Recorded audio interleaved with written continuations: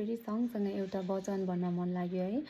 मत्ती 6:14ले यसरी भन्दछ, किनकि तिमीहरूले मानिसहरूका अपराध क्षमा गर्यो भने तिमीहरूका स्वर्गमा हुनुहुने पिताले पनि तिमीहरूलाई क्षमा गर्नुहुनेछ। तर तिमीहरूले मानिसहरूका अपराध क्षमा गरेनौ भने तिमीहरूका पिताले तिमीहरूका अपराध क्षमा गर्नुहुने छैन है। हामीले अरूलाई क्षमा गरेन भने हामीलाई पनि प्रभु पिताले क्षमा गर्नु हुँदैन है। जस्तै दुश्मन किन नहोस्, हामीलाई किन दुनियाँभर नभनोस्, तर उहाँहरूको लागि चाहिँ हामीले क्षमा अनि प्रार्थना गर्नु जरुरी छ है।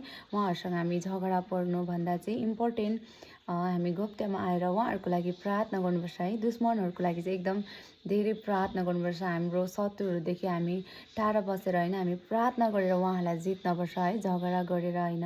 यही नै भन्नु चाहनुहुँदैछ है हाम्रो शक्तिशाली परमेश्वर पिताले। तपाईँ अनि हामीलाई आशिष दिएको हुन्। आमेन।